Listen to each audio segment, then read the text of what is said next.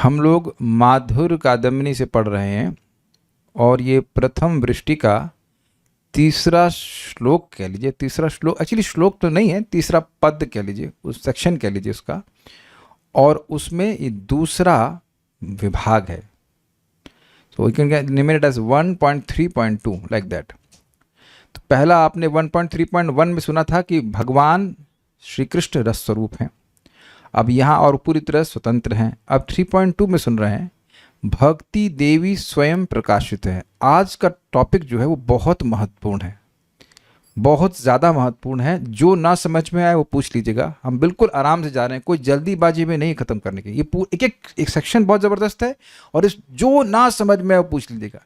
जितना मुझे समझ में आएगा उतना मैं समझाने का प्रयास ज़रूर करूँगा।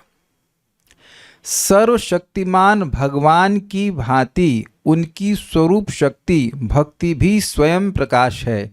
उम्मीद है कि बात समझ में आई होगी कि यह क्यों स्थापित किया गया कि भगवान श्री कृष्ण सर्वतंत्र स्वतंत्र हैं, क्योंकि उनकी भक्ति भी वैसी ही है। यानी कि हमारी कोई भी अयोग्यता भक्ति में आने की अयोग्यता नहीं है। मैं फिर रिपीट कर रहा हूं, हमारी कोई भी अयोग्यता भक्ति में आने की अयोग्यता नहीं है। बड़ी अजीब सी लैंग्वेज है ना, मतलब कामी है, क्रोधी है, लोभी है, ये है, वो है, जो है सो हैं, जैसे हैं वैसे ही भक्ति में आ सकते हैं अगर भक्ति करने की इच्छा है तो। इस तरह से इंडिपेंडेंट है। जैसे सूर्य के प्रकाश में कौन जा सकता है? यही उत्तर चाहिए था, कोई भी जा सकता है। इसमें क्या ऐसा अजीब से प्रश्न कर रहे हैं? एक सूर्य के प्रकाश में वो जा सकता है जो जाना चाहे, जो अपना वीडियो ऑफ ना रखना चाहे, जो वीडियो ऑन रखना चाहे पहुंच जाए सूर्य के सामने, है ना। अब ये क्लियर है कि नहीं? अगर मैं दरवाजा बंद कर लूं तो भगवान सूर्य के लिए मेरा वीडियो ऑफ है कि नहीं? तो अब सूर्य की गलती नहीं कही जाएगी, लेकिन दरवाजा खोलिए, सूर्य के सामने आ जाइए, तो क्या कठिनाई है?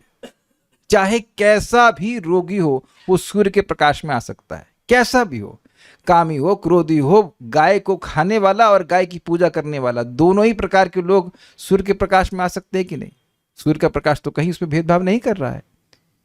तो कोई भी व्यक्ति भक्ति स्वीकार कर सकता है, ये समझ लीजिएगा बात, क्योंकि भक्ति देवी पूरी तरह स्वतंत्र हैं। ओके, एक और बात यहां समझनी होगी, स्वरूप शक्ति क्या होता है? स्वरूप शक्ति जो भगवान के स्वरूप से प्रकट हो, जैसे प्रकाश सूर्य की स्वरूप शक्ति है, यह समझ में आता है? कैसे बताइए, माइक पे बताइए आप। प्रकाश स्वरूप की सूर्य की स्वरूप शक्ति है, ये कैसे समझते हैं हम? सूर्य से आ रहा है, बस गॉट इट। सूर्य का स्वरूप ही तेजमय है और वह वहां से प्रकट हो रही है, यानी सीधे भगवान से प्रकट हो रही है भक्ति। इसमें रजगुण, तमगुण, सतगुण उससे कोई मतलब नहीं है। फाइन। उसकी स्वप्रकाशता की सिद्धि के लिए और किसी भी कारण की अपेक्षा नहीं होती। मतलब जैसे सूर्य के प्रकाश के लिए क्या किसी पावर हाउस को चालू होने की जरूरत है? अब अगर मैं ऐसा कहूं कि सूर्य का प्रकाश इसलिए हो रहा है क्योंकि एनटीपीसी का पावर प्लांट काम कर रहा है, तो क्या यह हास्यास्पद बात होगी कि नहीं होगी? तो जो भी विज्ञ व्यक्ति है वो समझेगा कि हाँ भाई, ये सूर्य का प्रकाश तो अपने आप है, स्वतः सूर्य से आ रहा है, उसमें एनटीपीसी के थर्मल पावर प्लांट को चलने की कोई जरूरत नहीं है। अगर मैं यह कहूं कि ये जो बल्ब जल रहे हैं मेरे सामने, ये एक इसमें जो करंट की वजह से जल रहे हैं और ये करंट किसी पावर हाउस से आ रहा है, तो ये कहना गलत है कि सही है? सही है, कोई दिक्कत नहीं है। लेकिन जो रूम के बाहर प्रकाश है वह सूर्य पर सीधे निर्भर है, सीधे संपर्क है। ये भी स्पष्ट है? ओके, ये भी समझ लेना होगा कि जैसे सूर्य के प्रकाश के द्वारा हम सूर्य का संपर्क तुरंत प्राप्त कर लेते हैं, उसी तरह भक्ति के द्वारा हम भगवान का संपर्क तुरंत प्राप्त करते हैं। सीधा कांटेक्ट है। क्लियर? यानी कि जैसे ही आप किसी को हरे कृष्ण मंत्र करने के लिए बोलते हैं तो सीधे भगवान का संपर्क उसका हो रहा है। ये नहीं कि वो कर्म योग करेगा, ये ज्ञान योग करेगा, ये करेगा, वो करेगा, भगवान को समर्पित करेगा, ऐसा कुछ भी नहीं। जैसे आप भगवान को भोग लगा रहे हैं तो किसको भोग लगा रहे हैं? ये कैसा प्रश्न है? भगवान को भोग लगा रहे हैं तो किसको भोग लगा रहे हैं आप? भगवान को। सीधा भक्ति कर रहे हैं, सीधे कांटेक्ट में। एक भक्त टाइप करके भेज रहे भगवान को ही। अरे ठीक है, टाइप करने की जरूरत नहीं है, तो अंडरस्टूड है भाई। केवल जगे रहिएगा। कहने का मतलब है कि देखना, अगर कभी मैसेज किया ना मेरे को, कर सकते हो, उसे डरा रहा हूं, लेकिन प्रभु जी मैं तो इतना अयोग्य कि भक्ति नहीं कर सकता, तो चैट से घुस घुस करके पिटाई करूंगा। ये कभी नहीं बोलना। फिर कहूंगा माधुर के दमनी काहे नहीं पड़े। ठीक, मतलब मन में भावना नहीं होनी चाहिए, चाहे कैसे भी हैं कृष्ण के और कृष्ण की सेवा करेंगे। आप कृष्ण के हो, आपको कृष्ण का होना नहीं, कृष्ण के हैं आप। कृष्ण के हम सभी लोग अंश हैं, सेवा करने का अधिकार है, सेवा करना है। नहीं कर रहे हैं गड़बड़ है। कोई योग्यता नहीं चाहिए, केवल इच्छा होनी चाहिए कि हम कृष्ण की सेवा करें, बस। Is that simple. देखिए इसको ऐसे तो समझिए। वरुण प्रभु कल कल आप सुबह क्लास में नहीं आ रहे ना, कल से बता रहे थे आपका वो आईएएस की ट्यूशन शुरू हो रही नहीं? आप और राधिका प्रभु दोनों तो जा रहे हैं ना आईएएस की तैयारी के लिए, नहीं? और मेरे ख्याल से कल्याण प्रभु, साइंटिस्ट प्रभु हारमोनियम सीखने जा रहे हैं। तो आप ये देखिए, कल से अगर कह दिया जाए, आप मेरा मजाक बना सकते हैं तो प्रभु जी कल से तो आप मर्सिडीज चला रहे हैं ना, तो अब मर्सिडीज है ये ही नहीं तो कहां से चलाएंगे? मेरा कहने का मतलब है कि क्या कल से हम तुरंत मर्सिडीज चलाना शुरू कर सकते हैं, मैं या प्रभु अपना आईएएस की तैयारी शुरू कर सकते हैं, या क्यों नहीं कर सकते? अरे बड़ा ही परिश्रम है, उसमें बहुत सारी योग्यता चाहिए होगी, तब शुरू करेंगे। अच्छा, मैं कहूं कि हरे कृष्णा कृष्णा कृष्णा हरे हरे, हरे राम राम राम हरे हरे, तो एक व्यक्ति हाथ खड़ा करे यहां पे कि वह हरे कृष्ण मंत्र नहीं बोल सकता है। लेट मी जस्ट चेक, कौन व्यक्ति यहां हरे कृष्ण मंत्र नहीं बोल सकता है? अब आपको समझ में आ गया कि भक्ति करना आप 1 सेकंड के अंदर शुरू कर सकते हो। हद हो गई कि नहीं? जो हद क्यों हो गई? जो सर्वश्रेष्ठ साधन है, जो भगवान की सीधे प्राप्ति कराएगा, उसके लिए केवल योग्यता यही है कि हरे कृष्णा बोलना की इच्छा होनी चाहिए। और नहीं तो बोलेगा ए तो कथा में बोलते ना पारी, मैं ये नहीं बोल सकती, मैं यह नहीं बोल सकती हूं, 6 शब्द बोल दिए लेकिन हरे कृष्णा नहीं बोलेगी। कुछ स्ट्राइक कर रहा है आप लोगों को? It is damn simple, dam easy, कोई भी चाहे तो कर सकता है। चाहे तो, वो चाहत भक्तों की संगत में आती है, बाकी तो कोई दिक्कत नहीं है करने में। हो सकता है कि किसी को 16 माला करने में परेशानी हो, लेकिन 1 माला करने में किसको परेशानी? जरा हम भी चेहरा देखें, वीडियो ऑन करके हैंड रेस करना और वीडियो ऑन करना, देखिए कौन ऐसा महान है जो 1 माला भी करने में दिक्कत आ रही है। कोई दिक्कत नहीं, 1 से अधिक ही सब लोग कर रहे हैं। तो ये बात आप समझ लीजिए, जैसे ही भक्तों की संगत हुई उसी दिन से आप जप करना शुरू कर दिए। ऐसा नहीं कि तैयारी करेंगे, कंपटीशन एग्जाम देंगे, ये होंगे वो होंगे, सब कुछ भी नहीं। सो सिंपल, यानी किसी भी कारण की अपेक्षा नहीं है, सभी को भक्ति करने का अधिकार है। श्रीमद् भागवत में भी कहा गया है। अब श्लोक आया मजेदार, अब आ गया भागवत, तो सुबह भी भागवत और शाम को भी भागवत। तो जिन लोगों का प्रथम स्कंद छूट गया उनके लिए फिर से रिविजन। ये श्लोक बहुत जबरदस्त है। क्यों जबरदस्त है? प्रश्न उठाया गया है, मूल प्रश्न श्रीमद् भागवतम का है कि कलयुग के जीव जो कि सद्गुणों से संपन्न है, सद्गुण क्या है? कालेन अल्पायुषः सभ्य कलौ अस्मिन् युगे जना मंदा सुमंद मतयो मंद भाग्य हिपद्रतः। हे सभ्य, कलयुग के लोगों को नहीं कह रहे, हे सभ्य सूत गोस्वामी, कलयुग के लोग बड़े हतभागे हैं। क्यों भाई? मंद हैं, सुमंद मती हैं, दुर्भागे हैं, 1000 तरह की बीमारियां उनको लगी हुई, बहुत सारे दुर्गुण हैं। तो इनका श्रेय कैसे हो जाए आसानी से, यह बताइए। शास्त्रों का वह सार बताइए जिससे कि जीव सुखी हो जाए। ये नात्मा सुप्रसिद्ध, यही प्रश्न किया गया है। मेरे को भागवतम दे सकते हैं इसमें से लेकर? थोड़ा सा आचमन बात मेरा पाँव टच करके, can not touch Bhagavatam like this. Yes. प्रश्न क्या किया? ये बहुत अच्छा प्रश्न है। काहे श्लोक सूत गोस्वामी बोले हैं? ये प्रथम स्कंद का 2 अध्याय का 6ठा श्लोक है और उसको सूत गोस्वामी जी उत्तर के रूप में बोल रहे हैं। तो प्रश्न समझ में आना चाहिए, तब उत्तर समझ में आएगा। तो प्रश्न क्या है?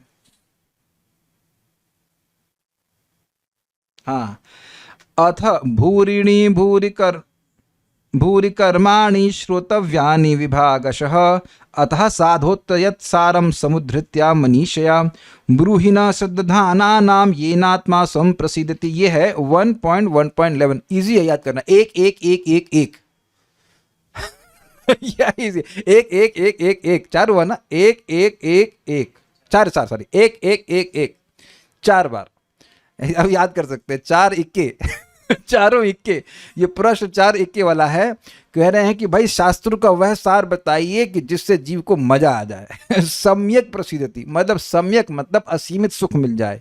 सम्यक का मतलब 2 किलो 5 किलो नहीं, सम्यक मतलब जीव जिससे पूर्णतः संतुष्ट होगा। और जीव की भूख आनंद की कितनी है? असीमित। अब हल्का प्रश्न नहीं है, ये बड़ा जबरदस्त प्रश्न है। प्रश्न पहला यही है कि सारे शास्त्रों का वह सार बताइए जिससे जीवात्मा को असीमित सुख मिल जाए। अब देखिए, हम आपसे बुलवा तो नहीं सकते हैं। जिसको समझ में आ गया हो इस प्रश्न, वो टाइप करके बता दे कि क्या प्रश्न किया गया है। अगर टाइप करना चाहते हैं, जानते हैं, मेरे तक आप टाइप कर रहे हो तो मैं फिर बोल रहा हूं। ये प्रश्न है, ओ सॉरी, ये दूसरा प्रश्न है। सॉरी, पहला प्रश्न था कि सर्वश्रेष्ठ श्रेय क्या है, लेकिन एक्चुअली एक ही प्रश्न है। सर्वश्रेष्ठ श्रेय क्या है ये बताइए, और शास्त्र का सार क्या है जिसके द्वारा जीव परम सुखी हो जाए। देखिए, जीव का को परम सुख मिल जाए, यही श्रेय का मतलब है। तो भक्त पढ़ा रहे हैं तो उनको याद आ गया कि ये दूसरा प्रश्न, लेकिन एक्चुअली दोनों एक ही प्रश्न है। जीव सबसे अधिक सुखी हो जाए वह, और शास्त्रों का के अनुसार परम श्रेय क्या है, वो बड़ी आसानी से कैसे प्राप्त हो जाए, ये बात वो कह रहे हैं। तो प्रश्न क्या है, टाइप कीजिए। आपको याद हुआ प्रश्न क्या है? हाँ, माइक दीजिए इनको। हम बहुत स्लो जाने वाले हैं, एकदम दिमाग में घुस जाना चाहिए कि भाई प्रश्न क्या है। प्रश्न के अनुसार फिर उत्तर समझ में आएगा। हाँ जी, माइक बोलिए। शास्त्रों का श्रेय क्या है? शास्त्रों का वह सार बताइए, ऐसे कर लीजिए। शास्त्रों का वह सार क्या है जिसको जान करके जीव सम्यक रूप से प्रसन्न हो जाए। ये प्रश्न समझ में आ रहा है कुछ? देखिए, बात क्या है, रिपीट करने में आसानी होगी जब आप समझ पाएंगे। तो क्या समझ में आ रहा है जो मैंने बोला? शास्त्रों का वह सार क्या है जिससे जीव सम्यक रूप से सुखी हो जाए। ओके, आपको समझ में आया कल्याण प्रभु? आप इसको बांग्ला में बोलिए, एग्जैक्ट बांग्ला में। हाँ, हमें बांग्ला समझ में आती है, हम बोल। জীব কিভাবে সুখী হতে পারবে সেইটা इतना जल्दी बोलेंगे तो हम तो बांग्ला। জীব কিভাবে সুখী হতে পারবে, जीव की भावे, किस रूप में जीव की भावे সুখী হতে পারবে हाँ, সেই বিষয়ে একদম সঠিক জ্ঞান ব্যাখ্যা বা জ্ঞান দিন। না, এটা তো ভালো উত্তর নাই। শাস্ত্র उल्टा सार बताबेन, बोलबेन जो जखन, जिसके द्वारा, क्या बोलेंगे इसको, जिसके द्वारा जीव सम्यक रूप से प्रसन्न हो जाए। शास्त्रों का वह सार बताइए जिसके द्वारा जीव सम्यक रूप से प्रसन्न हो जाए, अच्छी प्रकार से प्रसन्न। ऐसा एग्जैक्टली बोले। सार का अर्थ नहीं समझ में आ रहा है आपको? शास्त्रेर सार बोलबेन, इतना तो हो गया। उ सार होगा, हम बना दे रहे बांग्ला। नहीं तो हम बना दे, सार हो गया, ठीक। फिर बोलिए। শাস্ত্রের সারটা বলবেন যেটা জীবকে সুখী করে দেবে। सुखी करते होगा, ठीक है। चलो आप बताइए हिंदी में। राधिका प्रभु आपके पीछे भी आ रहे, इधर देखें कौन कौन चैट सही से बोला। शास्त्र का वह सार बताइए जिससे जीव सम्यक रूप से प्रसन्न हो जाए। जीव का परम सुख क्या है, ये प्रश्न नहीं है। और शास्त्र के अनुसार जीव का परम श्रेय क्या है, ना। शास्त्रों का सार क्या है जिससे आत्मा सम्यक रूप से प्रसन्न हो जाए, ये ठीक है। तुंगवेद्य माता जी ने सही उत्तर दिया। भगवान की भक्ति करना परम श्रेय, ये तो उत्तर बताना शुरू करिए। प्रिय श्रवा माता जी को आज तक कभी प्रश्न समझ में नहीं आया। जो उल्टा पुल्टा बोलेगा हम नाम लेंगे। जब भी इनसे प्रश्न का उत्तर करवा लो, प्रभु जी उत्तर देने के बाद पूछेंगी प्रभु जी प्रश्न क्या था। अरे उत्तर तो ना पूछ रहा हूं मैं आपसे, प्रश्न पूछ रहा हूं, प्रश्न क्या है। और सभी शास्त्रों का वह सार क्या है जिसको जानकर जीव सम्यक रूप से प्रसन्न हो जाए। शुभांशी माता जी बिल्कुल सही बोल रही हैं। शास्त्रों का वह सार जीव को असीमित सुख मिले, ना। हाँ वेल ओके, ठीक है, आपने और स्पष्ट कर दिया, सही है। शैरी शुक्ला माता जी का भी उत्तर सही है। शास्त्रों का वह सार जिससे जीव को सम्यक सुख मिले, सम्यक की व्याख्या करनी है, असीमित सुख मिले, सम्यक रूप, ठीक है। अंग्रेजी में क्या है बता रही हैं, अंग्रेजी में, हिंदी बताइए। जीव पूरी तरह सुखी कैसे होगा? हाँ ठीक है, लेकिन ये उत्तर पूरा नहीं है, क्योंकि प्रश्न पूरा नहीं है। शास्त्रों का वह सार, देखिए शास्त्र के अनुसार होना चाहिए। शास्त्र का वह सार बताइए जिससे जीव पूरी तरह सुखी हो जाएगा। उम्मीद है कि अब इतने लोग समझ गए तो सभी लोग समझ गए होंगे, ठीक है। तो अब बस हो गया, कोई बात नहीं, अब समझ ही गए होंगे अब तक तो, कि शास्त्रों का वह सार बताइए जिसके द्वारा जीव सुखी हो जाएगा। तो इस प्रश्न के उत्तर में शिला सूत गोस्वामी जी यह श्लोक बोलते हैं, मेरे पीछे बोलिए। सवै पुंसां परो धर्मो यतो भक्तिर अधोक्षजे। सवै पुंसां परो धर्मो यतो भक्तिर अधोक्षजे। अहेतुकीय प्रतिहता ययात्मासु प्रसीदति। अहेतुक्य प्रतिहता ययात्मासु प्रसीदति। सवै पुंसां परो धर्मो यतो भक्तिर अधोक्षजे। सवै पुंसां परो धर्मो यतो भक्तिर अधोक्षजे। अहेतुक्य प्रतिहता ययात्मासु प्रसीदति। अहेतुक्य प्रतिहता ययात्मासु प्रसीदति। सवै पुंसां परो धर्मो यतो भक्तिर अधोक्षजे। सवै पुंसां परो धर्मो यतो भक्तिर अधोक्षजे। अहेतुक्य अप्रतिहता ययात्मासु प्रसीदति। अहेतुकीय प्रतिहता ययात्मासु प्रसीदति। प्रभुपाद इस पे कई प्रवचन दिए हैं। अनुवाद, अहेतुक्य वो सिंधी की वजह से हो रहा, अहेतुकी प्लस अप्रतिहता, मैं भी समझाऊंगा मैं। संपूर्ण मानवता के लिए परम वृत्तीय धर्म वही है जिसके द्वारा सारे मनुष्य दिव्य भगवान की प्रेमा भक्ति प्राप्त कर सकें। ऐसी भक्ति अकारण तथा अखंड होनी चाहिए जिससे आत्मा पूर्ण रूप से तुष्ट हो सके। कुछ बातें थोड़ा समझिए, कुछ नहीं, काफ़ी बातें समझनी है इसमें। देखिए, ये श्लोक ही हमारे भक्ति के जीवन को डिफाइन कर रहा है। वही मतलब निश्चित ही, सह निश्चित ही, पुंसाम सह परो धर्म, ऐसे पकड़िए। निश्चित ही मनुष्य मात्र के लिए सह अर्थात वही पर धर्म है। मतलब और कुछ पर धर्म नहीं है, वही ही पर धर्म है। एम्फेसिस की तरफ बोल रहा है, केवल उसी को परो धर्म कहा जाएगा। पर मतलब त्रिगुणातीत धर्म कहा जाएगा। यतः जिसके द्वारा या जिससे भक्तिर अधोक्षजे, अधोक्षजे मतलब अधोक्षज में, सप्तमी विभक्ति, अधोक्षज में भक्ति हो जाए। पहली लाइन एकदम क्लियर हो गई।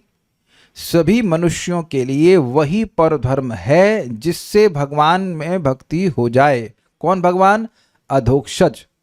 अधोक्षज कहने से स्पष्ट अर्थ है कि वह प्रकृति के परे हैं। क्यों? अधः प्लस अक्ष प्लस ज। अक्ष मतलब आंखें और ज मतलब उत्पन्न।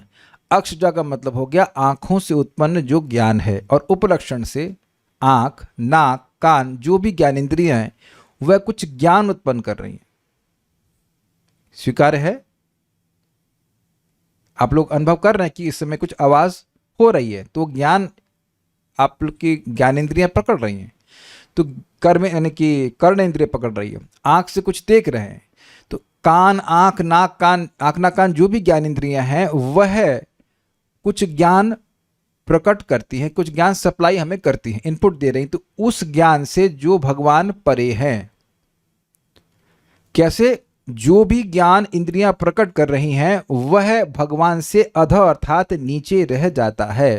तो इससे स्पष्ट हो रहा है कि भगवान अधोक्षज का अर्थ हुआ जो प्रकृति के परे हैं। और यहाँ पे अर्थ केवल आपकी और मेरी इंद्रियों से नहीं होगा, अपितु देवताओं की इंद्रियों से भी होगा, क्योंकि ब्रह्मा जी को भी भगवान साक्षात नहीं दिखे थे जब वह अपनी इंद्रियों से प्रयास कर रहे थे।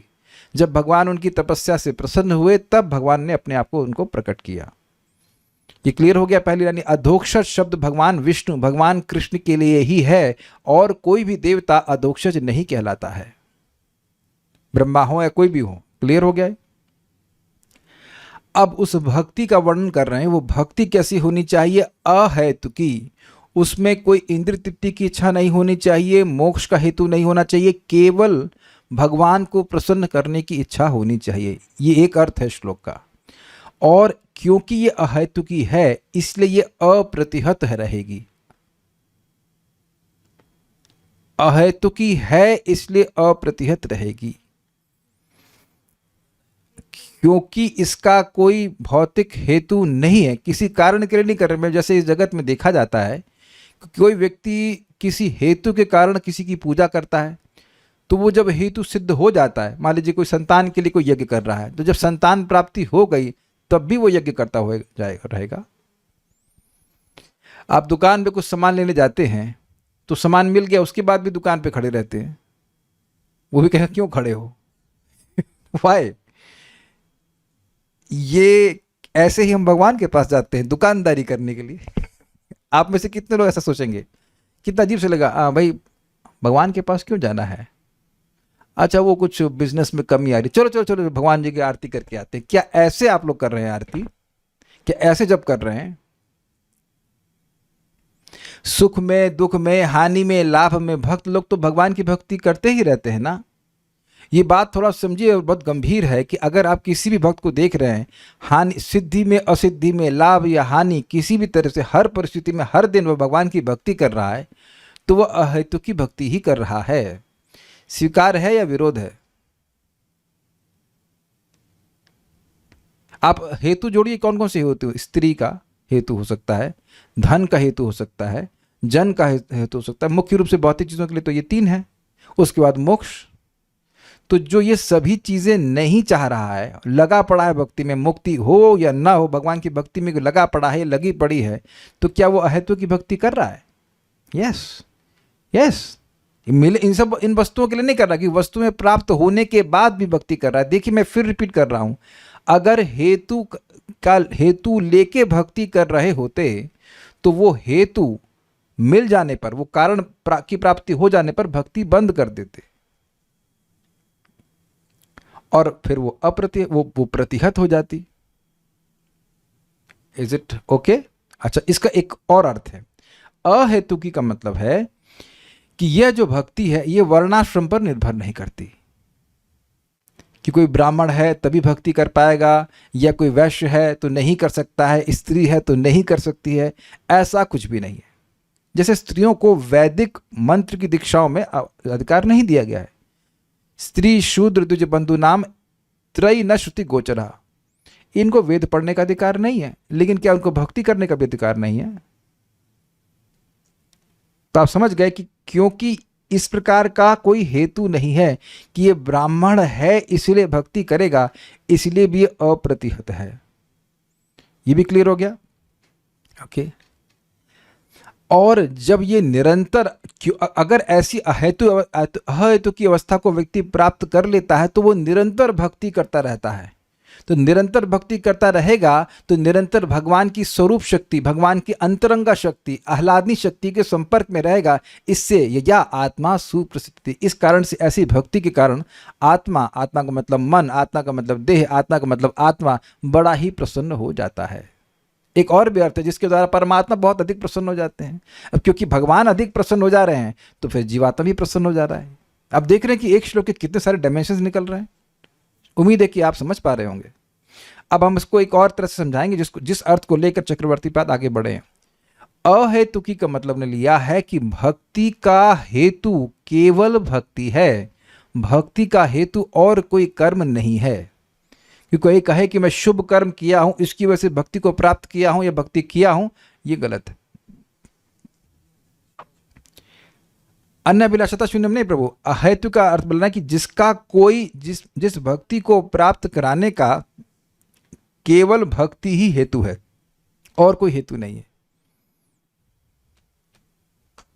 मैं फिर रिपीट करूंगा, भक्ति भगवान की अंतरंगा शक्ति की वृत्ति है।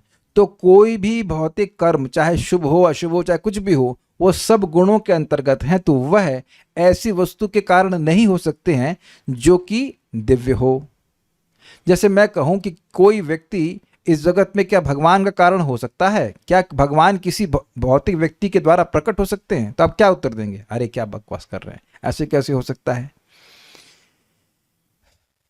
तो जैसे भगवान किसी भौतिक कारण से प्रकट नहीं हो सकते हैं, भगवान भौतिक जगत में प्रकट होते हैं लेकिन भौतिक जगत से प्रकट नहीं होते हैं। दोनों में लैंग्वेज क्लियर है? भगवान भौतिक जगत में अवतरित होते हैं कि नहीं होते हैं, लेकिन भौतिक वस्तुओं से प्रकट नहीं होते। वो मुझसे बनते नहीं है। कोई भौतिक वस्तु भगवान का कारण नहीं है। भगवान अगर खंबे से प्रकट हो गए तो खंबा नरसिंह देव का बाप नहीं हो गया, ये तो स्पष्ट है। उसी प्रकार से भगवान की अंतरंगा शक्ति पूरी तरह स्वतंत्र है। वो भक्ति शक्ति किसी भी जीव के हृदय में आविर्भूत हो जाती है अगर वो भक्तों की संगति करता है।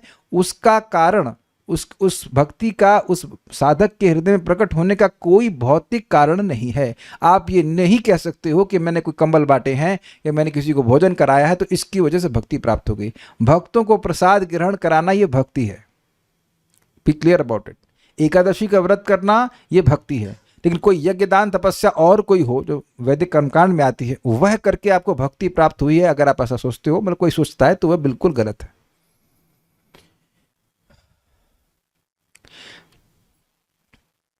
अब कोई प्रश्न है तो प्रभु जी ऐसा भी तो कहते हैं कि भक्तों की कृपा से भी भक्ति प्राप्त होती है, तो ऐसे भक्ति प्राप्त होना भी अहेतु की हो गई।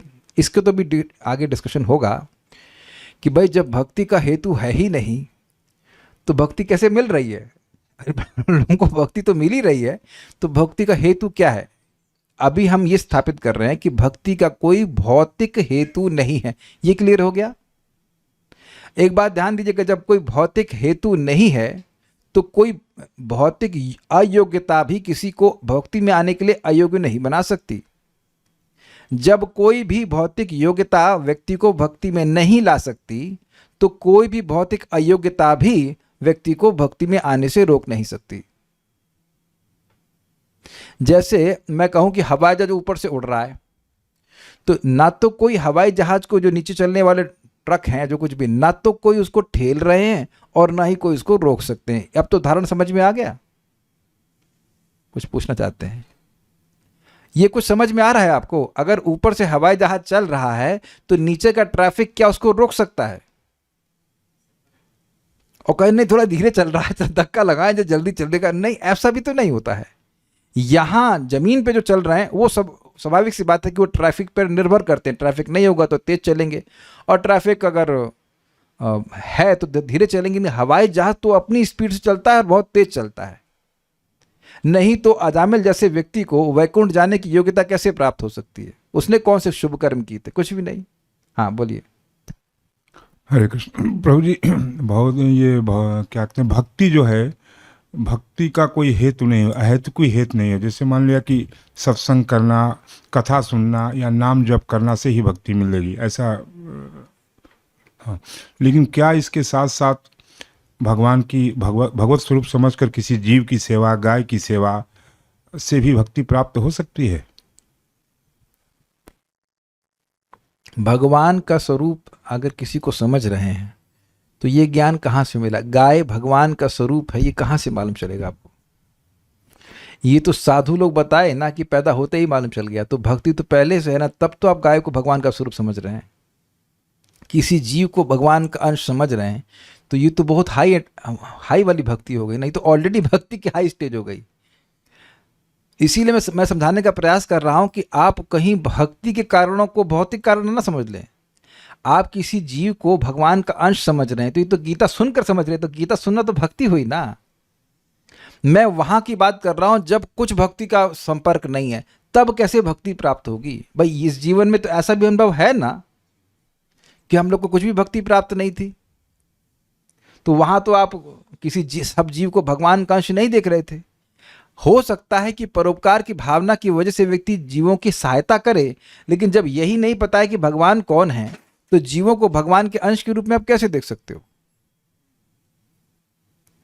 भाई मुझे यही, फॉर एग्जाम्पल साइंटिस्ट प्रभु यहाँ पे हैं और वरुण प्रभु उनके बेटे यहाँ पे हैं।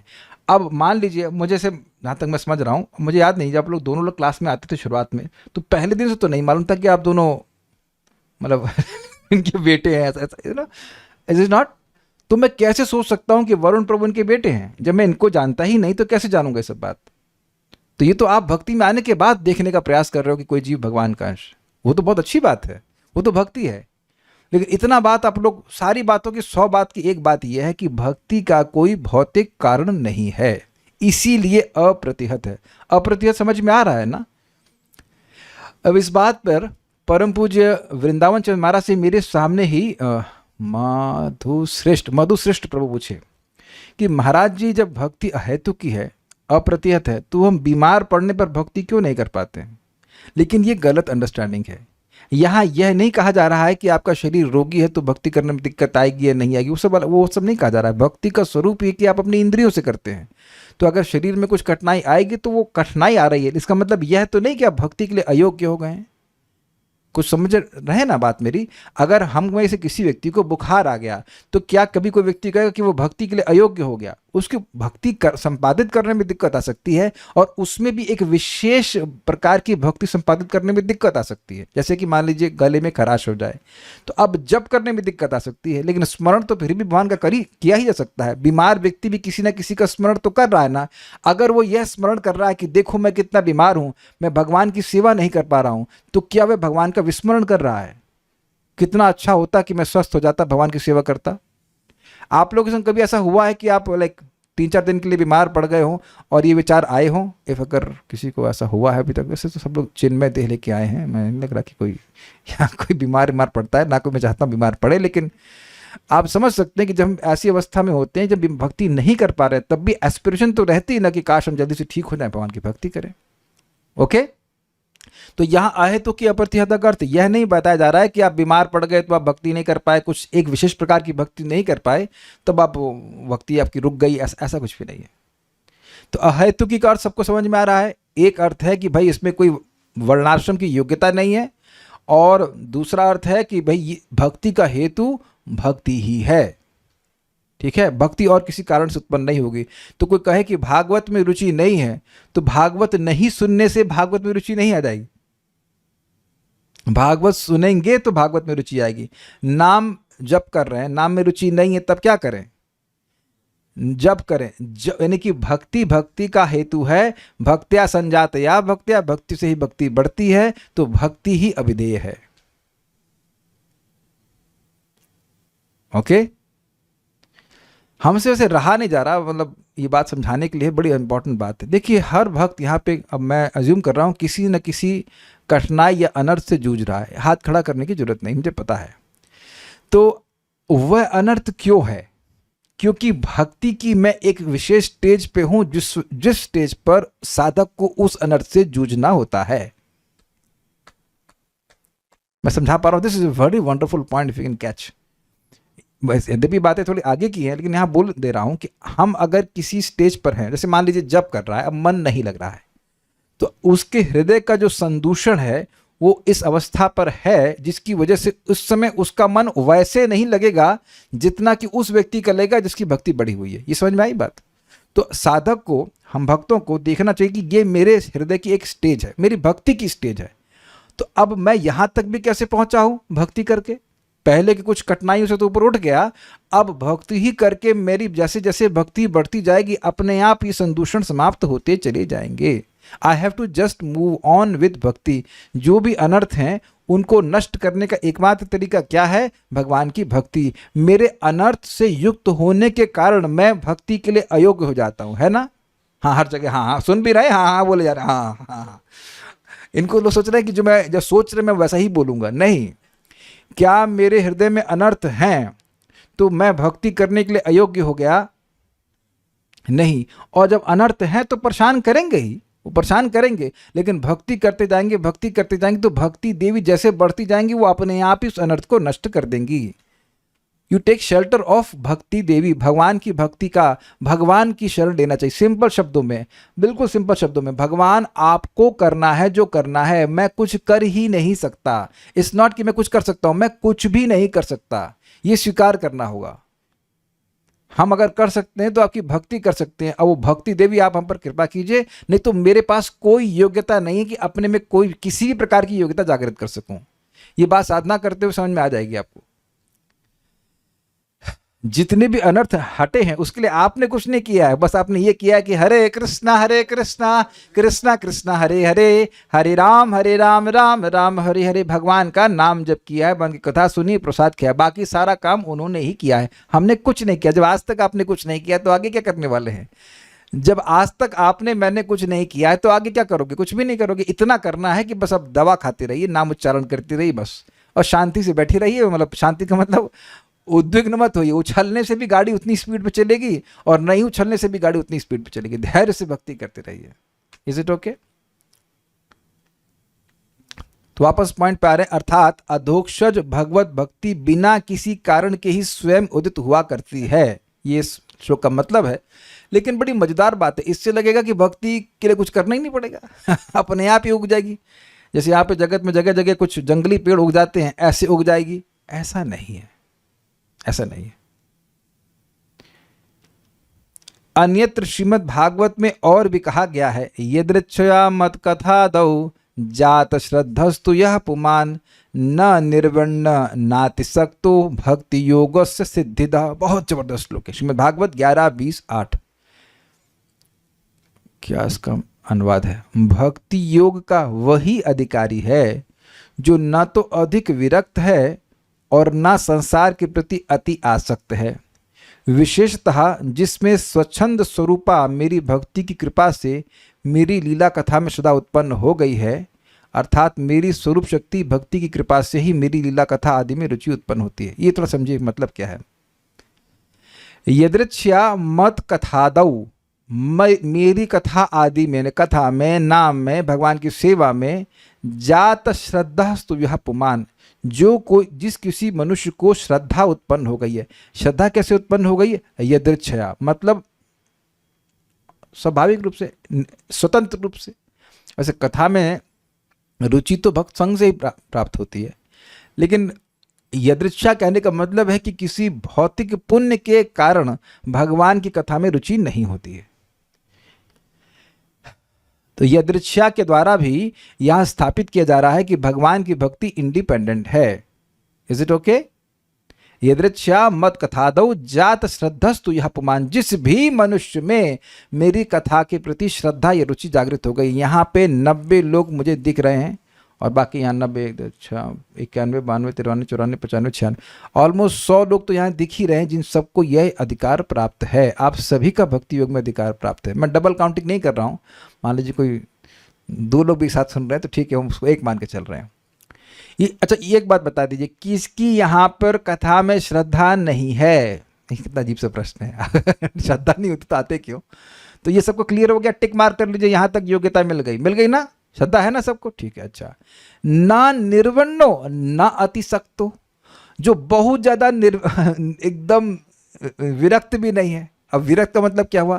इतना भी विरक्त नहीं है कि अब वो भगवान की कथा से भी विरक्त हो गया हो अरे क्या सुनना है वो सब, या फिर प्रसाद भी नहीं खाना है, ना भगवान को देखना है, ना भगवान का नाम जप करना, ऐसा भी विरक्ति नहीं है। और ना अतिशक्त, इतना भी आसक्त नहीं है कि अब पीएचडी करने जा रहा है, या करने जा रहा है, वहां सब आसक्ति फंसा हुआ है तो कथा गायब। I mean nothing against PhD, everything against PhD. I am just saying कि पीएचडी हो या नौकरी कर रहा हो, ये बिजनेस करना है, वो करना है, तो आप देखेंगे कि ऐसे लोगों के लिए कथा बैठकर सुनना बड़ा मुश्किल हो जाता है। ये काम करना है, वो काम करना है, ये दिखाना है, वो कार्य करना है, ये प्रोजेक्ट बनाना है, वो करना है, ये सब करना है, बहुत सारे जगहों में मन फंसा रहता है। तो ऐसे लोग कर्मयोग के अधिकारी हैं, उनको कर्म करने में बहुत रुचि है, लेकिन कथा में कोई रुचि नहीं है। तो ऐसे लोग भी नहीं आ पाएंगे। क्या अगर हम लोग बहुत अधिक आसक्त होते तो इस समय क्या कथा सुन रहे होते कि टीवी देख रहे होते?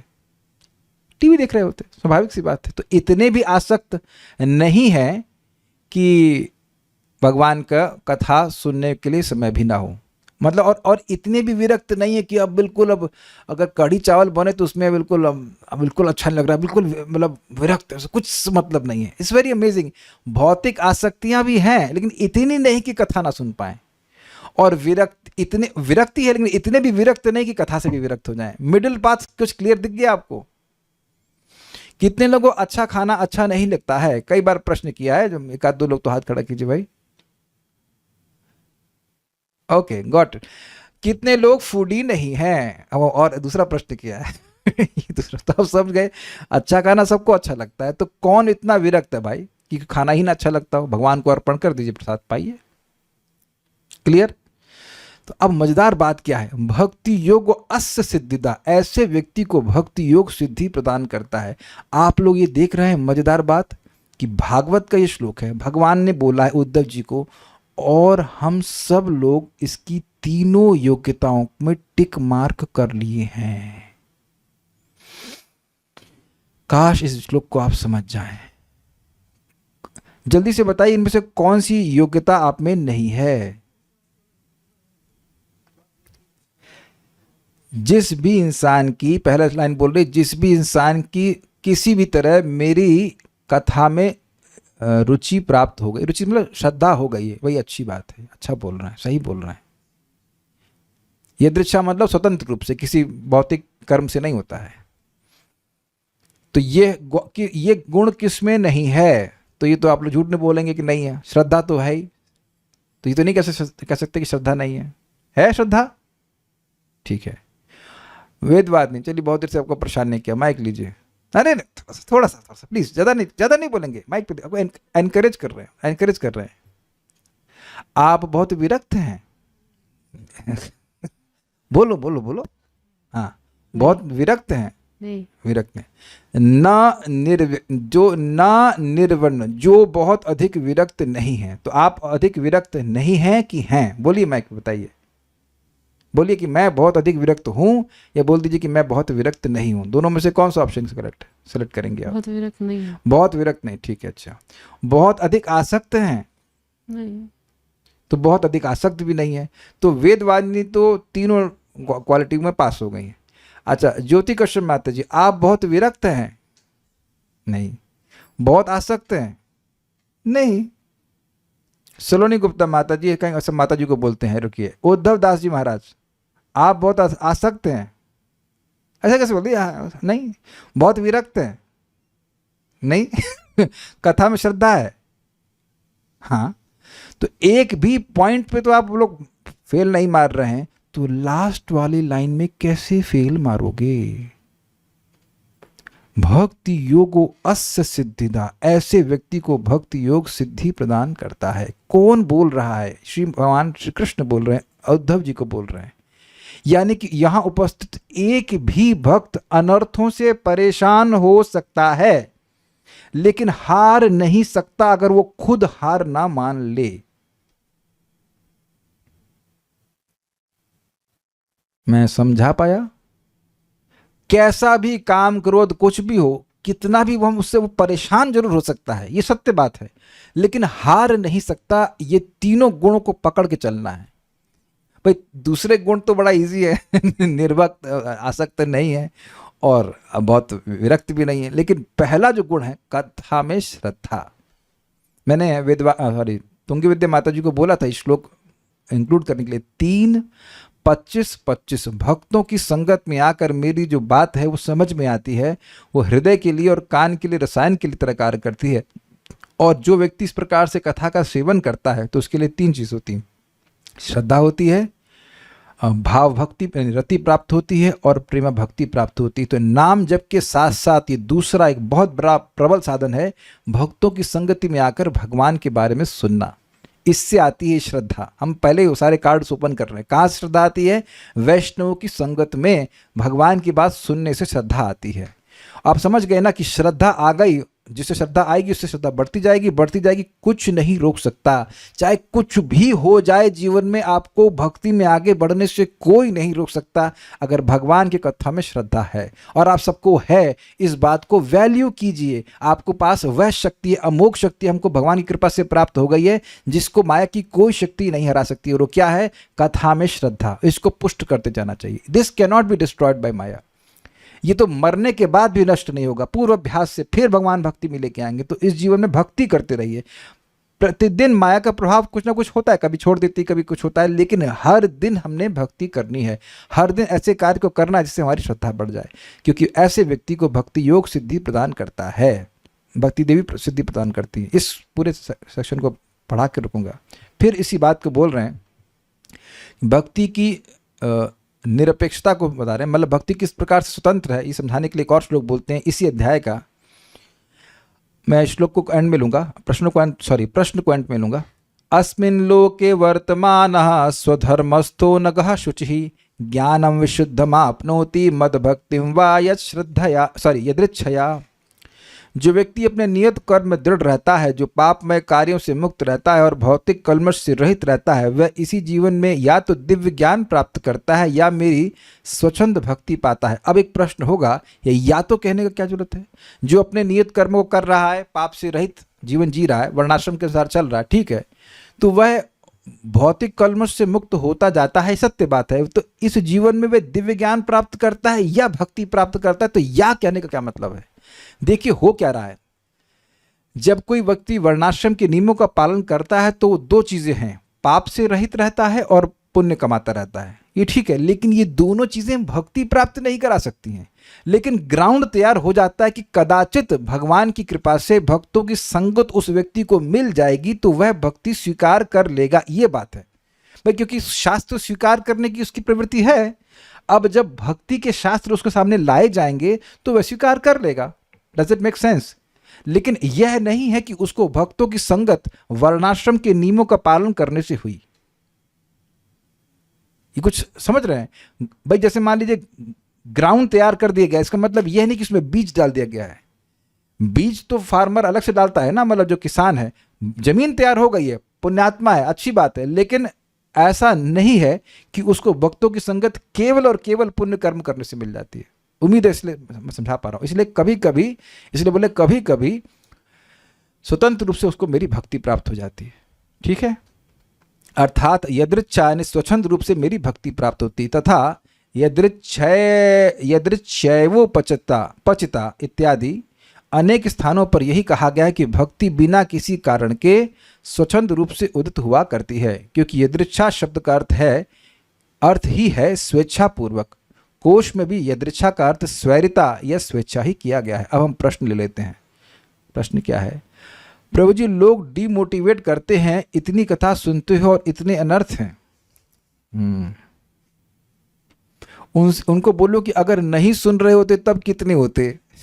ये सोचने वाली बात है। मान लीजिए कोई कहे किसी का टेम्परेचर है 104 और दवा ले रहा है, कहते तो और मान लो 101 पे आ गया, अरे इतनी दवा लेते हो तो तब भी 101 का बुखार लेके टहलते हो। तो उनसे पूछो ना कि अगर दवा नहीं ले रहे होते तब कितना बुखार होता।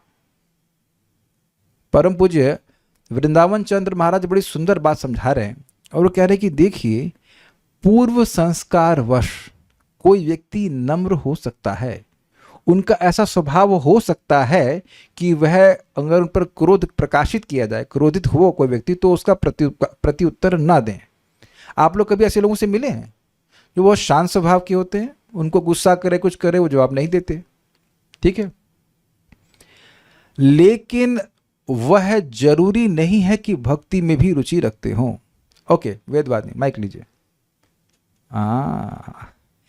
आप जब भक्ति में नहीं थी तो आप तो काफी झगड़ालू थी ना? अरे बोल दो, झगड़ा तो नहीं करती थी ना?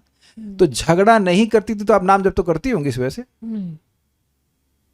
अब समझ में आ गया आपको कि कोई भाई अच्छी बात है कि आप झगड़ा नहीं करते थे, लेकिन इसका मतलब यह नहीं कि व्यक्ति भक्ति कर रहा है। जस्ट नहीं पता है भक्ति के बारे में। तो किसी का पूर्व जन्म के संस्कारवश एक सद्गुण हो सकता है, बड़ी अच्छी बात है, लेकिन इसका मतलब यह नहीं है कि वह भक्ति कर ही रहा हो। अब भक्ति का संपर्क आपको मिला तो आपको रुचि हो गई हो, दैट्स अ डिफरेंट थिंग। क्या ये बात आपको समझ में आ रही है? तो अब कोई व्यक्ति भक्ति कर रहा है तो पहले के संस्कारवश हो सकता हो कुछ दुर्गुण है इसमें, लेकिन भगवान की कथा में रुचि है, ये बात सबसे महत्वपूर्ण है। यही तो बोला गया था, ना अति विरक्त और ना अति आसक्त। तो जो व्यक्ति दोष दिखा रहा है कि तुम कथा सुनते हो तो दोष है, तो उसमें एक बहुत बड़ा दोष है। वो क्या दोष है? कि वो कथा सुनता ही नहीं है, और उस दोष को उसके कोई भी सत्कर्म नष्ट नहीं कर सकते। मैं रिपीट कर रहा हूं, जो व्यक्ति कथा नहीं सुन रहा है, अन्य सारे दोषों से युक्त नहीं भी हो, मान लो अच्छे संस्कार थे पहले के, लेकिन वो सारे के सारे संस्कार उसको भक्ति में क्या ला सकते हैं? नहीं ला सकते हैं। लेकिन भक्ति देवी जो स्वतंत्र हैं, अब किसी का कोई अनर्थ है और वो भक्ति में आ रहा है, भगवान का नाम जप कर रहा है, कथा सुन रहा है, तो भक्ति देवी क्या उसके सारे गलत संस्कारों को नष्ट कर सकती हैं? कर ही देती हैं। शक्ति वाली बात नहीं, कर ही देती हैं। जैसे अभी आप लोग देखो ना, ये बड़ी रुचिकर बात है। क्या आप लोग यह सत्यापित करेंगे कि बहुत सारे अनर्थ नष्ट होने की प्रार्थना किए बिना ही नष्ट हो गए हैं? जैसे एक माता जी हैं, नाम हम नहीं रखेंगे, वो आई वृंदावन तो खूब से पहले चाय पीती थी, उसे दीक्षा नहीं हुई थी। कहीं प्रभु जी दीक्षा कैसे होगी, हमसे चाय नहीं छूट रही, चाय नहीं छूट रही। 3 महीने के बाद चाय कब छूट गई उनको पता भी नहीं चला। Does that make sense? आप में से बहुत से भक्त जो लोग नियमित रूप से कथा सुनते हैं शायद इस भाव को समझ रहे होंगे, अंगीकार भी कर रहे होंगे कि लोगों से व्यर्थ बात करने की रुचि बिल्कुल नहीं होती है। हमें करना पड़े नौकरी वोकरी में अलग बात है, बट उसमें कोई टेस्ट नहीं आता है। तो आप ये देख रहे हैं कि भक्ति देवी स्वयं हमारे अनर्थों को हमारी जानकारी के बिना नष्ट कर रही हैं। सत्यापित करेंगे आप लोग या ऐसे मैं ही बोले जा रहा हूं? बहुत से अनर्थ हैं जो आप अगर ध्यान भी नहीं देते कि कब गायब हो गए। एक भक्त हमको बोले, जिन भक्त ने प्रश्न किया उनके पिताजी आए थे, उन्हें कुछ नहीं पता था, बस 16 माला जप करना शुरू किया। कहते प्रभु जी हम 6-6 घंटे टीवी देखते तो सब गायब हो गया। तब कोई उनको, मैं नहीं समझ रहा हूं, कोई तत्व ज्ञान था, कुछ नहीं था, भगवान के नाम का ऐसा प्रभाव था कि नष्ट कर दिया। ये सब श्लोक बहुत जबरदस्त हैं, क्योंकि एक भी व्यक्ति यहां नहीं कह सकता कि भक्ति में अयोग्य है आने के लिए। सभी लोग योग्य हैं, है कि नहीं? और ऐसे सभी लोगों को भक्ति देवी प्रसन्न होकर के सारे सद्गुण दे देती हैं। यदृच्छा का अर्थ एक बार फिर से समझा दीजिए। देखिए, यदृच्छा का मतलब है इंडिपेंडेंटली, बिना किसी स्वतंत्र रूप से। यदृच्छा मतलब अब इंग्लिश में कहेंगे समहाउ, किसी तरह हो गया। अब आप खुद ही पूछो कि आप लोगों को भक्तों की संगति क्यों प्राप्त हुई? भाई मुझे इसलिए प्राप्त हुई क्योंकि मैं इस डर से वहां सेशन में गया था कि डीन अटेंडेंस लेगा साउथ इंडिया में, तो यही कारण था ना, मेरा डर कि डीन अटेंडेंस लेगा, यही कारण था ना भक्ति संगत प्राप्त करने का। नो आइडिया व्हाई, समहाउ हो गई। यस। अच्छा, एक प्रश्न वाकई मेरा अभी बना हुआ है कि वहां जो 400 लोग थे जिस क्लास में सुनने गया था, अब कहानी तो बैक की आपको पता ही है, तो वो सभी लोग भक्त क्यों नहीं बने? मैं और देवेंद्र प्रभु ही भक्ति में आए, बाकी सब लोग क्यों नहीं किए? ये एक इंटरेस्टिंग बात है ना कि 400 लोग वहां उपस्थित थे, बाकी लोगों ने प्रभु जी की बात को, नामनेश प्रभु की बात को खारिज कर दिया और मैंने स्वीकार कर लिया, और प्रसाद भी सबको बटा। तो इसमें आप समझ सकते हैं कि गीली लकड़ी और सूखी लकड़ी, वो कृपा सबको दिए, प्रसाद सबको दिए, तो निश्चित बहुत से लोग, सभी लोगों को जो उन्होंने प्रसाद स्वीकार किया, भगवान की बात सुनी, तो उन लोगों को सुकृत बन गई। कुछ लोगों का पहले का भी बैकअप होता है, जब उनको इस जीवन में भक्ति प्राप्त होती है वो तुरंत कैच कर लेते हैं। इसलिए भक्तों की कृपा मुझ पर केवल इसी जन्म में हुई, मैं नहीं मान सकता इसको। आप समझ रहे हैं? क्योंकि मेरे सामने ही 400 लोगों पर उन्हीं भक्त की कृपा हुई, लेकिन सब लोग भक्ति नहीं स्वीकार किए। आप ये बात समझ ही रहे हैं कि आपके साथ भी कुछ लोग भक्ति में आए होंगे, वो अभी एटलीस्ट इस समय तो नहीं भक्ति में है, लेकिन कृपा उन पर भी हुई, वो गायब कहीं हो गए। बट आगे वो जाके इफेक्ट करोगी, ये बात सत्य है। किसी ने प्रसाद खाया, कुछ भी किया, उसको लाभ जरूर होगा। एनीहाउ, तो ये यदृच्छा का अर्थ आपको समझ पाए। उम्मीद है कि आप लोगों को कुछ प्रेरणा मिली होगी। भगवान की भक्ति पूरी तरह स्वतंत्र है। आप बस इस शरणागति के भाव में रह के, हे भक्ति देवी मेरे पे कृपा कीजिए, और ये इंटेंशन क्लियर होना चाहिए कि मैं कथा सुन रहा हूँ, बोल रहा हूँ या जप कर रहा हूँ, इसका उद्देश्य अपनी भक्ति को बढ़ाना है। भक्ति बढ़ती जाएगी तो अपने आप सारे अनर्थ गायब होते जाएंगे। जैसे ट्रेन आगे बढ़ती जाएगी तो एक के बाद एक स्टेशन पीछे छूटते जाते हैं। टेंशन नहीं लेना, और ये कभी भी नहीं सोचना कि भगवान आपको छोड़ देंगे। मैं विनोद के लिए कह रहा हूँ, माया को हम छोड़ना चाहते हैं, तो कितने लोग इस बात का समर्थन करेंगे कि माया आपको छोड़ना चाहती है? हाँ भाई, कुछ समझे प्रश्न मेरा? तो आप देख रहे हैं कि माया को आप लिटरली लात मार के अपने जीवन से बाहर निकलना चाहते हैं कि माया नहीं छोड़ रही है। माया कितनी अहेतुकी रूप से आपसे प्रेम करती है कि नहीं हमसे? तो जब माया ऐसा बर्ताव कर रही है तो भगवान कृष्ण की शरण में तो जाना चाहते, तो भगवान क्यों छोड़ देंगे आपको? कभी नहीं छोड़ सकते। जो भी कठिनाई आ रही हैं, आती अगर हैं, तो भगवान उसको सुधार देते हैं। और कोई प्रश्न है? जैसे नए नए भक्ति में आकर हम बार अपने आसपास के लोगों को ज्ञान देकर क्रोधित कर देते हैं, और वो लोग भक्ति में आना तो दूर वैष्णवों के प्रति अपराध कर बैठते हैं। तो ऐसे में हमें तो उन्हें भक्ति देने की बजाय भगवान से और दूर कर दिया। इसके लिए क्या करना चाहिए? इसके लिए ही मध्यम अधिकार का आचरण करना चाहिए। आप भक्ति के बारे में ज़रूर बताइए, लेकिन अगर देखिए कि भाई साहब का मूड गर्म हो रहा है जिसका भी, तो फिर नहीं बताइए, खाली प्रसाद खिलाइए। ये बात है। What is the difference between Divya ज्ञान प्राप्त करना है एंड मेरी स्वच्छंद भक्ति प्राप्त करना। देखिए, दिव्य ज्ञान का मतलब है कि अपने आप को आत्मा के रूप में देखना, अपने को शरीर से पृथक देखना, यानी अविद्या का नाश। तो ये तो आप जानते हैं कि वर्णाश्रम के कर्मों को निष्काम भाव से करते रहने से व्यक्ति के हृदय में आत्मज्ञान प्रकाशित हो जाता है। लेकिन यह भी आपने सीखा है कि ऐसे लोगों को भी भगवान की भक्ति नहीं प्राप्त होती है। आपने सुना था ना, ब्रह्मभूता प्रसन्नात्मा न शोचति न कांक्षति समः सर्वविषु भूतेषु मद भक्ति लभते पराम। तो उसके बाद भक्तों की संगत प्राप्त होगी तो वह भगवान की भक्ति को प्राप्त करता है। इसका मतलब पूर्व जन्म में जो भक्ति की उसकी वजह से आए भक्ति में, यह भी ये माना जा सकता है। लेकिन वहां भी भक्ति इसीलिए करी क्योंकि भक्तों का संगत प्राप्त हुआ। मैं भक्ति में अनजाने में आ गया, लेकिन अब डर लगता है कि कहीं भक्ति ना छूट जाए। ये बहुत अच्छा डर है, ये बहुत अच्छा डर है। और इस डर में कृतज्ञता भी जोड़ लीजिए। हर दिन जब सुबह उठें और माला पकड़ने का संकल्प भी उठ जाए तो भगवान को धन्यवाद देना कि भगवान कितना सुंदर आपकी भक्ति का प्रोसीजर है कि मुझ जैसे व्यक्ति को भी आप रोज याद दिला देते हो, इंस्पायर करते हो जप करने के लिए, नो मैटर कि कल क्या हुआ था। तो ये डर अच्छी बात है। प्लीज इस PDF for next class, issue PDF for next class. हाँ, तो अभी पढ़ना पड़ा ठीक है, जो भी दिया उसको तो कम से कम समझ लीजिए। हाँ, कुछ पूछ रहे थे राधिका प्रभु, और कोई प्रश्न इस श्लोक के संबंध में है या तो पूछ लीजिएगा। हाँ प्रभु जी, पूर्व संस्कार बस हम लोग गृहस्थ हैं, जैसा कि आपने कहा कि क्या, जैसे हम लोग वृंदावन धाम का आवास कर रहे हैं, लोगों की अपेक्षाएं ज़्यादा रहती हैं, लेकिन संजोग बस यात्रा करना पड़ता है, गांव घर में जाना पड़ता है। कुछ पूर्व संस्कारों बस कहीं अधर्म देखते हैं, अनाचार देखते हैं व्यक्तिगत रूप से, तो उसमें थोड़ा क्रोध होता है कि ऐसा मत करो। तो लोग जवाब देते हैं कि शर्म नहीं आती है, वृंदावन धाम वास लिए हो और फिर से पैसे का लालच कर रहे हो, हक पद पर बोल रहे हो। इसमें थोड़ा बड़ा अजीब लगता है कि देखो वृंदावन धाम पर अटैक करें, जबकि हमें बोलना चाहिए हमको जहाँ न्याय हो रहा, धर्म हो रहा। देखिए, आपको निर्णय करना पड़ेगा। आप दो चीज़ में फंस गए हैं। एक तो आप कह रहे हैं आप गृहस्थ हैं, तो घर कहाँ है आपका वृंदावन में? गृहस्थ मतलब पत्नी के संग रहना चाहिए। एक बात पकड़ो ना, आप रह रहे हो बाबा जी की तरह और बोल रहे हो गृहस्थ, तो एक बात पकड़ी ना, आप तो आप बाबा जी बन जाइए, तो गृहस्थ बन जाइए, है ना? मतलब ये सोचने वाली, ये मैं अपने से नहीं बोल रहा हूँ, परम पूज्य वृंदावन चंद्र महाराज बोले ना, वानप्रस्थी में है, लेकिन अब घर में क्या हो रहा है, चिंता हो रही है। भाई अगर घर छोड़ रहे हैं तो घर छोड़ दीजिए। अब घर में जाएंगे तो किचकिच में पड़ेंगे ही।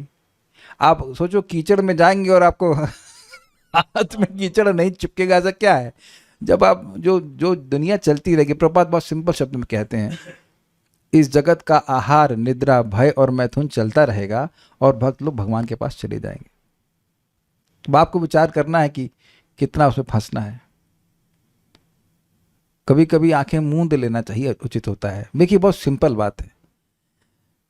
जिन चीजों को आप परिवर्तित नहीं कर सकते हैं उनको यथावत स्वीकार कर लीजिए, और जिन चीजों को परिवर्तित कर सकते हैं वहां कुछ कार्य कीजिए। ये हर जगह होगा। यहां से हम जा रहे हैं, अब कोई जाम लगा दिया, कर दिया, वो कर दिया, तो आप क्या करेंगे? वहां कुछ नहीं कर सकते हैं। गाली देने पे भी जाम लगा रहेगा है ना? गाली दीजिए, सिखाइए।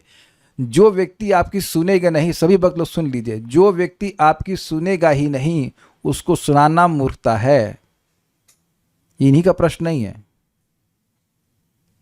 कोई भी व्यक्ति अगर आपकी बात नहीं सुन रहा है तो चुप रहिए, मत बोलिए इधर, ठीक है? तो खुश रहेंगे आप भी, खुश रहेगा वो भी।